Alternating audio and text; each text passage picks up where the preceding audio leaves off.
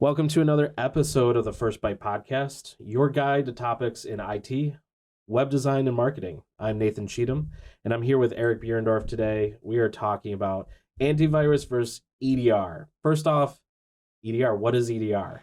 EDR is not something that that men develop after the age of 40. Okay, we're going with jokes early on. I can't help it.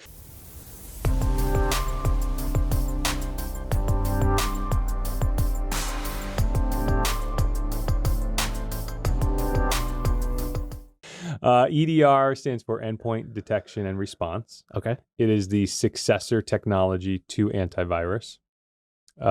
It allows us to use words like AI and machine learning. Okay. What else can I tell you about it? We're getting super nerdy, so let's think about this from everyone knows, like, antivirus has been in our vernacular for 30 years now, probably. At least. At least. We all know at least our age, we know the LimeWire breakdown of our computers back in the LimeWire early aughts of downloading a file. Usually it was music back then, and at least you hoped it was music. True, you hoped it was music. You hoped it was appropriate. Why is this MP3 not playing? Yeah, and then the computer starts throwing pop-ups at you. Right. Those are the days. We learned topics of like what a Trojan horse was. Our history teachers were very happy. Sub 7, yeah. And so I feel like anyone that uses computers for a length of time understands, like, you need to protect it from the outside world. There are people that are trying to get your data, and it's always been antivirus. You had the McAfee, the AVG. Norton was huge for a long time. And so now we're contemplating a movement, a major change in antivirus into this EDR, which the way that I can best wrap my mind around it is, rather than being responsive, being proactive. Well, kind of. Let's first define what antivirus is. Yep. So antivirus, your computer is consisting of just a bunch of files. Your operating system is a bunch of files. The processor and the interpreter and what they call the kernel is the machine level software that interfaces between your hardware and the operating system, and it just pulls files, right? So your desktop wallpaper is a file. Your orientation of your icons on your desktop are dictated by information stored in a file. Okay. So antivirus, what malicious hackers would do is they would know what your environment looks like, and they would malform a file that would get your operating system to do something abnormal. And that was our first virus. And then viruses became programs. Okay. Just applications. All viruses is just an application. It's what they would call an executable. The viruses in the early days were delivered through the sneaker net, which is on a floppy disk. Oh, okay. So people would put viruses on a floppy, and like they would leave the floppy laying around, or they would disseminate the floppy somehow, and that's how you would infect one computer to another computer. And it was very slow. Mm-hmm. And then with the internet coming around, then it was, web and email born. And that's where we are today. Actually, in another vector was kind of direct infection to what they would call more or less a worm, which is where one network connected device can infect another network device without any user input. Mm-hmm. Okay. So early days of networking and Windows didn't have firewalls, software firewalls. Antivirus was designed in a way that a virus was written, the application or program was written. In fact, it caused havoc, caused problems.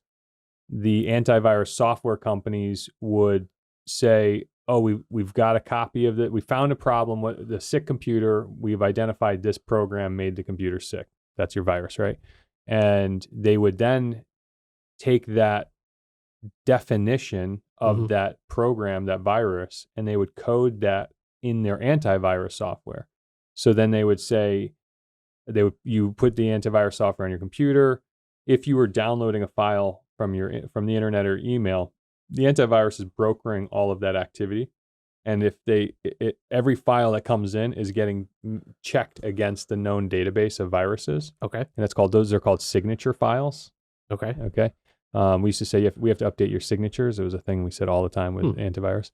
And the antivirus would, if you saw if it saw a virus that it knew, it would say, no, you can't open that, you can't run it. And in many cases, we can configure the antivirus to automatically delete it. So that's what antivirus is and still is. Okay. And it got better at, some antiviruses got better at, the operating system has files. Well, the operating system has a kind of a known framework. So if the antivirus knows what the operating system looks like, it can harden the operating system's defenses and say, okay, we know what this virus is. That's not coming in. But maybe we didn't know what the virus was. Maybe a virus came in, but we do know what the operating system should look like. Yeah. And so that's what antivirus has been. But what's the problem with that kind of technology, with that methodology? You kind of don't know what's about to come. Exactly. Yeah, exactly correct. Exactly correct. It has always been a cat and mouse game. You've always waited for the Titanic to sink before identifying, putting on the map where the iceberg is. Right. And then telling your antivirus software where the iceberg is, and then the next time you're covered from that. But the problem is, if you just move the iceberg 10 feet to the right, it's in a completely different location. So if you're the Titanic, if I'll stay with this metaphor, plowing through the North Atlantic in the fog, you're just not going to know where it is, Yeah. So that is the problem with antivirus. Gotcha. So the successor to antivirus is EDR, Endpoint Detection and Response. And the idea behind EDR is it's behavior monitoring. Okay. So it will try to use machine learning and the AI. I hate these terms because they're way overused, but artificial intelligence or AI and machine learning and known behaviors and that sort of thing. And it will try to interpret how the user is using the system.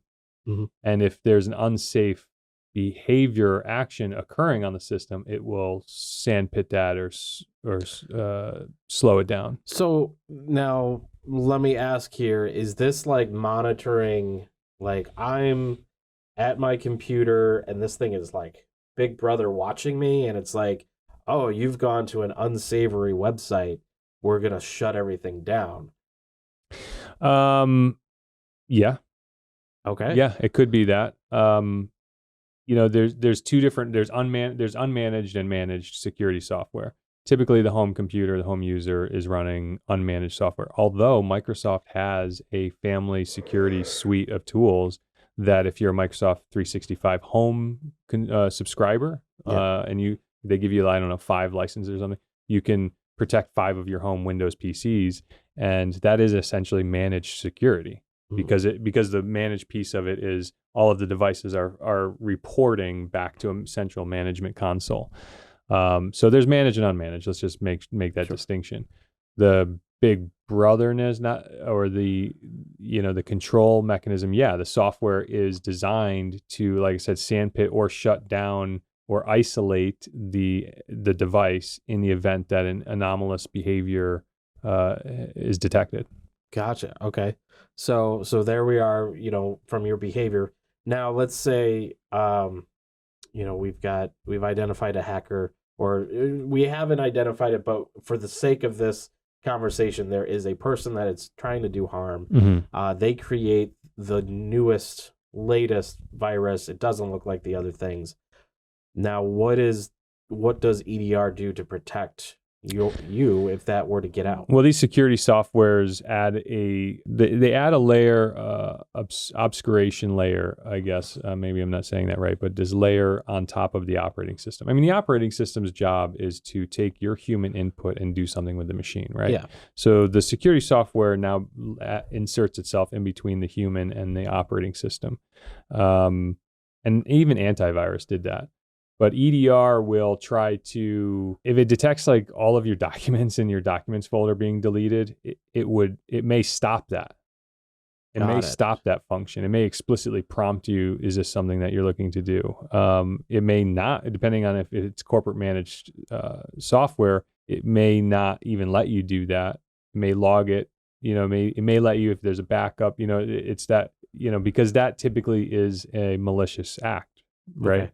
So that's where EDR tries to replace antivirus. Gotcha. So it's more so looking at the functioning, what your computer is doing, less so on like what's coming in, which from antivirus has kind of always been able to protect that in a way, but this looks more of like that next level step of like something that obviously most people would not want to happen is happening. Yeah, I believe most EDRs have a layer of antivirus classico in it. Mhm. So like, known viruses are known viruses, right. So yeah, I mean, if you're trying to download an old a Trojan horse from 2005, more than likely there's a signature for it, and it'll be easily stopped. So that's kind of the files kind of coming in. It's what happens. It's like what happens to the device when it's infected.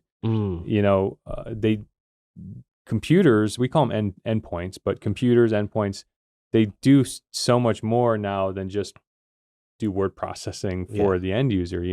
In fact, whenever you hear of a website going down because it was hacked or something, it's because a hacker has infected hundreds of thousands of computers with this virus, and he or she is remotely controlling this virus. And the hacker can do one simple thing to shut down Walmart.com or Amazon. I mean, Amazon's pretty robust and has measures to defend against this now. Well, let's talk about your simple business website. Your simple business website, all they have to do is just tell all of the computers under their control, just browse that website at the same time. Call it. Yeah. Yeah. And that's called a denial of service attack. Yep. So EDR might detect that and stop that behavior and report it to the management console. And so the IT has various flags and alerts and logging that can detect and make actions on those behaviors. So data exfiltration, reputation. When I say reputation, I mean like you don't want your company's computer being flagged as like an attacking entity on Amazon.com. Right. You know what I mean? So that's where the reputation piece comes in. So, these technologies and cybersecurity is more about not just about data exfil or it's all the reasons why you use security. So let's talk, the viewer, the business owner that's interested in this topic. Maybe they've heard about it. Maybe they're just a little concerned. They have an IT provider. They put antivirus on it. What is the level of they need to, what's the impetus of like going up to this next level? I'm hearing that business liability insurance is putting in their clause for coverage that the business has to have reasonable security measures. I have heard that they're actually putting specifically the term EDR in their policies. Okay. And anecdotally, and I'm trying to recall where I might have heard this. Of course, I wouldn't name names, but I believe that I've heard that some business has taken a loss and was denied coverage because they did not have EDR. They had antivirus, but the policy writer, the underwriter, had a requirement that the business would protect itself with EDR. Okay. And they did not, because there was a investigation, launched on that, and they said you didn't have a reasonable security measure. So what is the impetus to go from antivirus to EDR? Your insurance policy may dictate it, right? At minimum. Yeah. However, the affordability and the practical EDR is more expensive. Okay. But I would say it's maybe like 10 to 20% more expensive than antivirus. I mean, it's... And what's the average cost of antivirus? I feel like it's not, it's per user, It's, obviously. yeah, I mean, when you look at the per user per month model, I mean, the market rate for corporate antivirus, which again, we talked about, we defined corporate, managed and unmanaged, Mhm. right? So managed antivirus, I think is somewhere around $6 to $12 a month per user.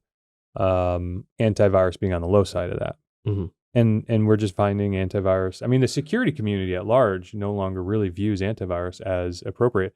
And I talk about this a lot. I'm in a lot of peer groups, Mhm. and I still see our competitors, if you will, Yeah. just referring to their endpoint security as antivirus. It's a carryover, I hope, but sometimes I don't see even my contemporaries understanding and mentioning EDR in the same conversation as antivirus. Mm. Okay. So a lot of slow moving old dogs, new tricks. So you know what I mean. So Well, that's one of the upsides of Evernet is we're very forward thinking. here comes the ad. I Well, love you for that. It's you got to stay ahead of the game. You You got to gotta be thinking about what's the next thing. How do we protect our clients? How do we make sure that, especially an antivirus, which is constantly being attacked. Well, I mean, your initial question was, what is the impetus to change from antivirus to endpoint? And your security resource and consultant should know that antivirus, the real security professionals at large no longer view antivirus as the single appropriate. And it really wasn't the single appropriate measure for a long time. You'd want endpoint firewalls and other monitoring tools and remote monitoring and management tools. Yeah, I mean, if your security advice, we're telling you that you should be inquiring whether you have EDR on your endpoints. If you don't, you should. The price is not the reason why you don't. It's fairly negligible if you're already doing it, and it becomes the cost of doing business. Well, we have a video coming up that talks about, we cite the 2022 IBM cost of, what's the report called? The IBM cost of data breach. And in that report they say that the average cost is over $9 million. So there's a good reason why you should, and it's not a reinvention of the wheel. You're just pulling off your old software and you're putting on your new software. We're finding that it performs really well with applications and database applications, which are always a consideration for antivirus because antivirus was brokering all the actions and transactions that occur on the computer. If you're running an old database I'm saying an old now, but when you're running a database application that's running on the client Windows and the server in the back, you always the antivirus had to play nice with your database applications. Yeah. We're finding that the EDR works really well with network performance and application performance. So, nice. So you talk a little bit about how like your business insurance is, kind of expecting or could be expecting you to have EDR. Now, some of our clients that we use actually have, government or association parameters that they have to stick with as far as, HIPAA, you've got the ABA and, just government cybersecurity expectations. good point. Where does EDR lie with that? Is there a kind of compulsion from governing bodies to have this? Yeah, and all those all of those compulsions and compulsory, right? The language in the mandate can either be general, like shall implement all reasonable security measures, right? Sometimes the HIPAA security rule talks like that. But sometimes they flat out specify technologies, multi-factor authentication. Yep. And now we're starting to see in a lot of these associations and compulsory mandates specifically citing EDR. Okay. Specifically, and that answers your question. Why is this important? What would drive them to it? So again, this kind of circles back to the security industry at large. And when I say that, what does that mean? The security industry at large. I know what it means, but what do you think that means? When I think about it, I'm thinking of government officials, people that implement security, and then researchers that are monitoring like what's going on. Also, software manufacturers Mm-hmm. and vendors. Microsoft. Okay. Okay, they're part of the security industry at large. Microsoft has a security blog that they have a number of blogs actually, but they are constantly putting out real speak what to do's, or what we think you should be doing. That of course all of the security vendors are doing it as well. Mm-hmm. I don't know if Apple really speaks to it like that, but Google for sure. Yep. So the players are the regulators, as you said, the government, the association regulators, the vendors, and the security implementers. Yep. Right, because for a long time we actually knew that secure passwords were the appropriate way to secure an account. We knew that a 25 character complex password unique to every application and website and account was the best way to secure an account. But there was no practical way to help the end user do that, Okay. So then password managers came out and corporate password managers came out, and it kind of eased that function, and then multi-factor. We always knew that a second factor, I mean, for years ago, you could get a chip from your bank that would have a little LED screen on it and just cycle a 6-character password. And you could use that to log into your bank's website and even make transactions in person. So you Oh, could, wow. So we always knew that second factor was more secure than just username and password.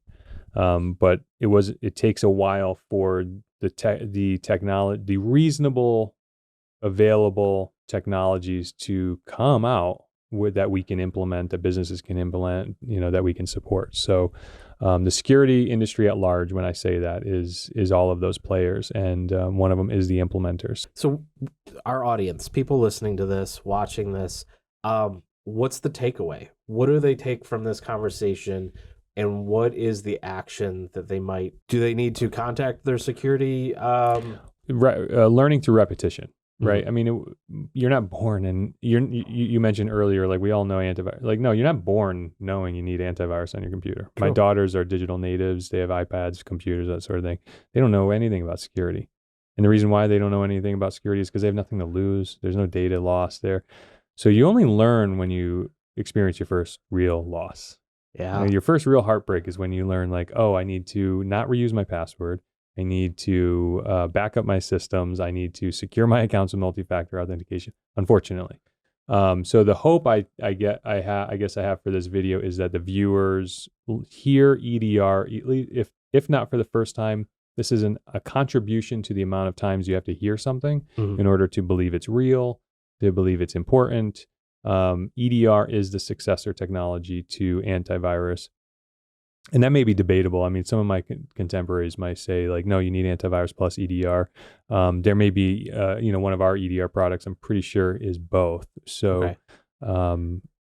So I guess I hope the takeaway is the learning. It's an opportunity to learn. Any questions, of course, as we always say, talk to your security consultant or your IT consultant. If you don't have one, call us. Go to evernetco.com, schedule a discovery call with me. That's who you'll be talking to. And we'll just talk about any questions that you have about EDR and where you are in that. Yeah, and that's one of the great things about you as a person, as a professional, is that you're always open for the conversation. Oh, for sure. And to in fact, I give away an hour, a discovery call's booked for an hour. Right. Free, gratis. I'm always happy to talk to you. Yeah. So, evernetco.com, schedule that discovery call with Eric, have a conversation. If you feel that you are, missing a security provider or an IT specialist, we can be there to help you and create a plan that's for you, not just a cookie cutter, whatever we're going to sell you, everything. Yeah, I mean, first we want to hear what the problem is or what the concern is. Then we want to see if there's a real problem, a real concern. And then, we work with a lot of other IT resources, and we supplement a lot of IT Mhm. resources for a lot of our clients, especially our larger clients. We co-manage enterprises with in-house IT departments, and even multiple IT companies working in the same. So, we play nice in the sandbox with everybody. So the important thing is, if you're not sure, ask somebody. Yeah. Ask somebody you trust, and if you're not sure you're getting a fair shake or an honest shake from your existing resources, ask more people. Get a second opinion, a third opinion, fourth opinion. Absolutely. Well, thank you again for watching this video with us. Make sure and like and subscribe to our YouTube channel, this episode, as well as leave a comment. If you found information from this that you're able to act on, or if you have further questions. Yeah, unless you're another IT professional with a differing opinion, I don't want to start a. We won't get into the the war of the chats. Yeah. That's funny. But we'll be watching for those comments if they're needed, and we can create more shows based on this content. Yeah, I won't spend too much time consulting in the comments, but if you have a question, or certainly if you want to see us cover something else in the future, let us know. But if you want to have a meaningful, private conversation, so what was the word I was looking? Confidential is the word I was looking for. If you want to have a meaningful, private, or confidential conversation, then schedule a discovery call. Yeah, and we're also available on all social media platforms at EvernetCO. So if you're on Facebook, Twitter, whatever, we're there for you, creating conversations around these topics. But definitely visit our website, evernetco.com, and we'll see you for the next topic. Good luck, everybody.